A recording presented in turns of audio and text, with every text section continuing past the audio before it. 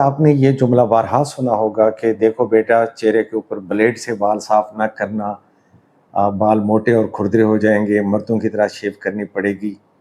ये बात साइंसी तौर पे आज से 10 साल पहले गलत साबित हो चुकी थी। आज मैं डॉक्टर की हैसियत से आपको ये बताऊंगा कि इस बात में कोई सच्चाई नहीं है।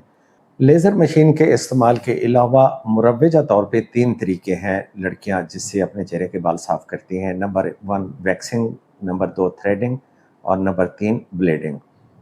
देखिए, हमारा ये जो बाल हैं चेहरे के या किसी भी जगह के, ये हेयर फॉलिकल से एक शाफ्ट निकलता है बालों का, और बाल आगे चल के कितना मोटे होंगे, उनका कलर क्या होगा, उनकी सेहत कैसी होगी, ये डिपेंड करता है आपके फॉलिकल की सेहत के ऊपर और अंदर हार्मोन्स के ऊपर।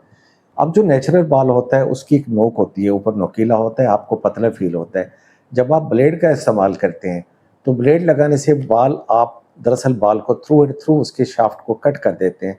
इस तरह वो कुंद भी हो जाता है और जब दोबारा ग्रो करके निकलता है तो आपको मोटा फील होता है। लेकिन दरअसल ये आपका एक एहसास होता है, बाल ना तो मोटा होता है और ना सख्त होता है, ये बिल्कुल वही होता है जो पहले था। के बरक्स जब आप वैक्सिंग करते हैं तो वैक्सिंग के झटके से आप बाल को उसकी जड़ समेत उखाड़ते हैं, तो इसलिए जो नया बाल आता है वो ज़रा नरम होता है और उसके आने में 2 से 4 हफ्ते लग जाते हैं। अलबत्ता ये एक तरीका ऐसा है जिसमें हिस्सास जल्द वालों को तकलीफ़ भी होती है और एलर्जी भी हो सकती है, लेकिन ये वो वाहिद तरीका है जिसके साथ मैक्सिमम टाइम के लिए आपके चेहरे से बाल गायब हो सकते हैं। तीसरे नंबर पे मुरवजा तरीका थ्रेडिंग का है। ये एक एक बाल को बड़ी नफासत से चुन लेता है, उखाड़ लेता है, और अपर लिप और आईब्रोज के बालों के लिए ये बहुत अच्छा है। लेकिन अगर चेहरे के ऊपर बाल ज़्यादा हों और ज़्यादा एरिया के ऊपर थ्रेडिंग करनी पड़े तो सुर्खी, जलन हो सकती है, पेनफुल हो सकता है। देखिए लेडीज़, इस चीज़ से हट के कि आप इसको लेज़र करवाएं, बालों का मुस्तकिल खात्मा कराएं या ना करें, फ़िलहाल पूरी दुनिया में जो बेहतरीन पसंदीदा तरीका है ख़वातीन के अंदर बाल रिमूव करने का, वो ब्लेडिंग ही है।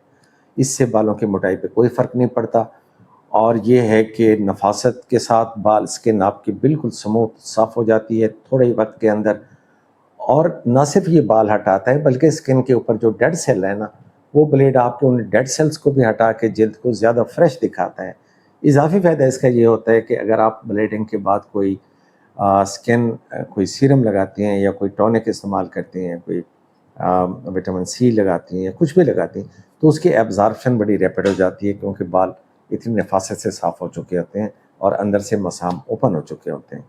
वीडियो का अख्ताताम इस चीज़ पे करते हैं कि बाल किसी भी वजह से आ रहे हों, आप इन तीनों तरीक़ों में से कोई तरीका इस्तेमाल कर सकते हैं, लेकिन अगर ये बाल ज़्यादा मोटे हो जाएँ और मर्दों की तरह दाढ़ी की शक्ल इख्तियार कर लें, ख़ास तौर पे जॉ लाइन पे आ जाएँ या गुच्छे बन जाएँ, तो सिर्फ इन 3 तरीक़ों पे भरोसा ना करें। अपने डॉक्टर के साथ मशवरा करके पॉलीसिस्टिक ओवेरियन सिंड्रोम या हार्मोन खराबियों की तरफ भी तवज्जो दीजिए।